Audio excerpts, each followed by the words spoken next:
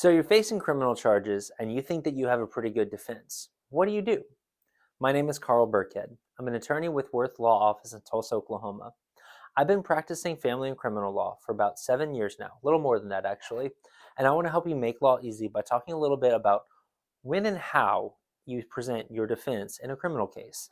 Um, so this came up because today in court I was sitting in on a docket, and there were some people going through their cases that were in custody, and one gentleman decided that this was his time to really try to defend himself and explain his case to the judge. This was not the right time to do that.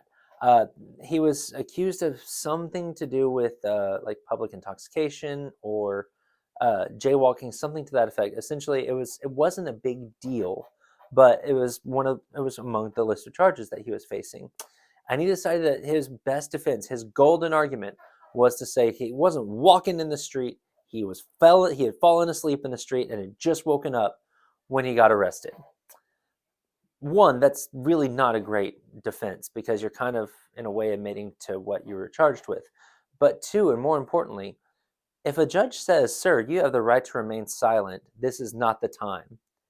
Guys, I got to tell you, listen to that advice. If a judge is telling you, "Hey, be quiet, zip it, you have the right to," that's the time you go, "Oh, thank you, Your Honor. So sorry. Didn't realize that this was not the time or place. I appreciate the warning. I'm going to shut up now." And then just don't say anything else for the rest of the docket. Because what happened with this guy was he went from saying, "I fell asleep in the street," to the judge saying, "We'll make sure that doesn't happen again. You can go sleep in a jail cell." Guys, do not argue with the judge. Ever. Ever, ever, ever, ever, ever, ever, ever. In that courtroom, that judge, what they say goes. And they have the power to throw you back in jail. This guy was an inch away from freedom, but he just could not keep his mouth shut. So if you've got a good legal defense, or if you think you have a good legal defense, your first time in front of the judge isn't the time to bring that up. Hire an attorney. Talk with your attorney about it. Let your attorney decide when and how to present your case. If you don't have an attorney, apply for a public defender and see if they'll be able to do it for you. As a last ditch effort, though, don't bring all this to the judge. If anything, you have a right as a pro se litigant, which means as someone who's representing themselves, you usually have a right and an opportunity to try to negotiate with the prosecutor. They're the ones who you bring the mitigating evidence to.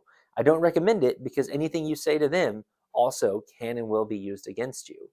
But if that's all you've got going for you, then at least try it that way. The worst thing you can do is to keep trying to argue your case when the judge has already said this is not the time.